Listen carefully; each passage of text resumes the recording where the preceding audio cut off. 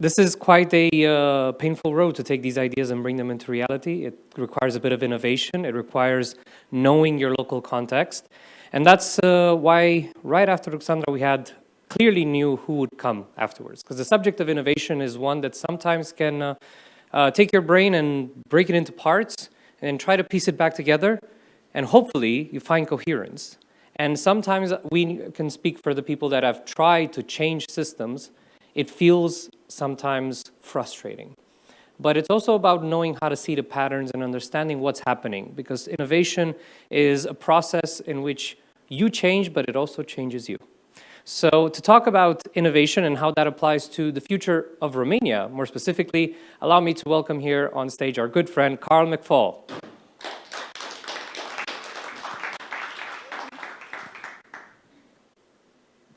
Bună dimineața. No, now it's bună ziua. And then it's bună seara, noapte bună, and perhaps ciorba de burtă after some distracție.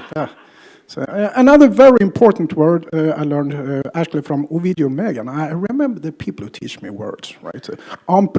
Împreună, together. That's what innovation requires. In these different life cycles of innovation, wherever I go, I mean, am mutat în Romania și sunt în Suedia, da?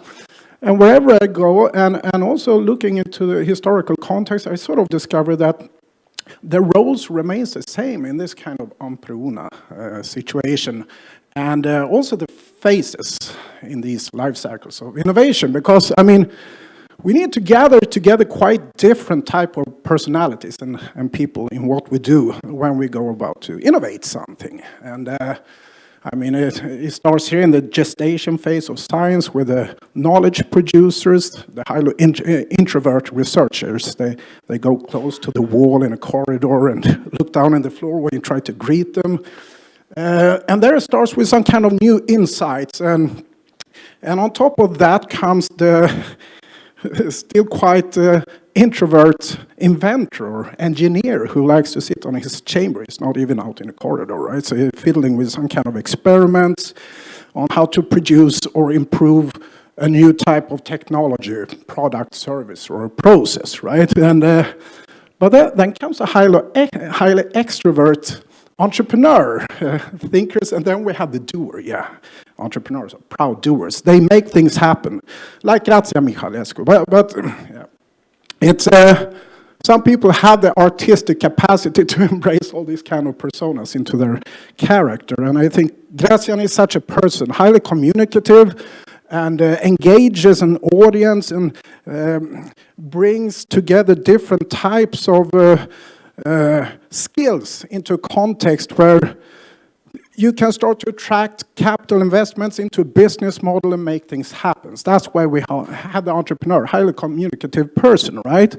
And during this kind of emerging process with emergent practice, best practice can start to appear after a while. So we know how to routinize work and start to mass produce similar units and reach some kind of limit to how many people can adopt a new solution into a market. That's why we enter the decline phase and start to think about organization. And we come from this industrial paradigm for mass production, basically, right?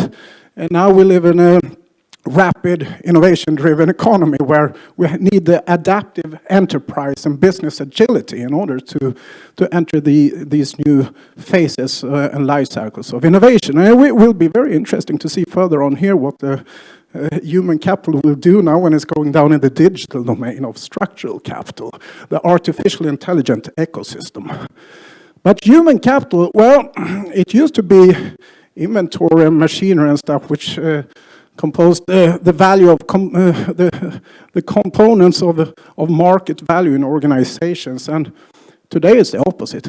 It's the components of intellectual capital, where we have then structural capital, which is the models, the methods, the business philosophy, project methodologies, information systems, databases, digital platforms, the brand, anything that sort of operates 24/7 and generates value, even when the human capital is sleeping or eating or not at work, that's a structural capital. And the human capital builds the relational capital, as I said, and the entrepreneurial dimension of connecting customers and vendors and social networks. But the core thing here is the structural capital, because structural capital either enables or disables human capital to function, as we heard about. What we design designs us back. That's ontological design, right? And that becomes quite important when we design the structural capital of innovation systems of our nations. And the thinking that goes into this, I mean, this is a traditional triple helix model somehow in this diagram. I find it's only seven years old. It's the description of the Swedish innovation ecosystem. It actually doesn't work like that. I found it on the European Commission website. Typical engineer who has made that, right? Well, we have engineers making these things too now, with the notion that systems thinking, we come from that kind of top-down managerial world, and now we're into management innovation, and we realize that not only evolution, but innovation thrives when there is a combination of bottom-up and top-down processes. And the fourth component, now Servas just destroyed my presentation. He started to talk about double, triple helixes, right? But if we think a little bit, the individuals here, why are they in the center now? Well, it's in the places in the world where we have a highly communicative society, mediated society. They influence very much how resources should be allocated among these other stakeholders and the sort of policies and procedures. So that's the big influence now, and I would even address the drivers of change today. It's the NGOs. It's like Urbanized Hub. It's a perfect example. Sweden actually, when it comes to NGOs, and we create these open innovation platforms in different cities, right, which operates in the workspace between the workplaces. They get core funding from the municipalities, a combination with the region, the academia, the government, and innovation agencies and science councils we have here, to have more permanent sort of installation of people on these open innovation platforms and NGOs. And because we notice they are the matchmakers in this kind of multi-helix constellation. And they are not big and slow. They are small and agile and fast. So cities are drivers of change for the sustainable development, as well as these smaller combination of these smaller entities of organizations in this new type of view we have on an ecosystem. And we will return to that kind of metaphor. What we design designs us back, right? So where does these highly innovative, innovation-driven economy thrives? Well, in certain parts of the world where there is press freedom to disseminate ideas and circulate different ideas and critical thinking, debate, discuss things, less authoritarian, centralized systems. We call them democracies. Of course, they have some kind of set of rules to make a free market remain free and avoid monopoly formation, whether that comes from public or private side of the sectors. And they create some kind of highly attractive places for people to develop their human potential. So we also see the migration waves that are going north and to the west. And whether you're a proponent or opponent of the west, it's, well, there is one person who moves in the opposite direction, and that's me, right? So I thrive where there is an emergent innovators, the emerging zone.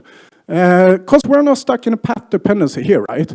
So I think Romania, coming here, I see you have a great window of opportunity to start to develop and export solutions for all these cities as a major market ahead of us, right? Who will require new solutions in energy, transport, mobility, democracy tools, whatever, right? When people start to live so close together in urban areas, and what challenges that gives us. So is there a future for Romania? Well, I think if Morocco can enter the finals of the World Cup in football, there is absolutely an opportunity for Romania to become an innovation leader in Europe, right? And I would start that, as we heard also from Servas, that we deal with multiple futures, right? And whatever the time frame is, multiple time frames for this future, we start to sort of generate a couple of scenarios with a purpose, vision, and mission about the place with a planetary kind of mindset to design a preferable future, right? And then we bring in the partnerships and the quadruple helix and start with the change makers to mobilize the early adopters and the late majority and perhaps even the more skeptical laggards, right? So start with the change makers and create a critical mass. And that's a relational capital. Then we start to create learning journeys because, I mean, you have the competence here. Science, technology, engineering, math, soon a surplus of ICT graduates and everything. So you have human capital, but I think culture can be a blocker, right? And I meet a lot of people here in Romania. I call it the Balkan pride, right? So pointing with the whole, oh, I know, no, they say in Transylvania, no. So in order to learn something, I mean, pride leads to ignorance, right? So, and the educational system needs to be reformed here. That's something I advocate for. Then we come into the domain of, we start to understand collectively, right? And we create buy-in from the collective intelligence to design the strategy, tactics, and operations, and the models and methods, right? And then it will be much easier to go from strategy into operations when we have done it together with the people. So togetherness, împreună, and do it again and again and again. Mulțumim frumos, iubesc România.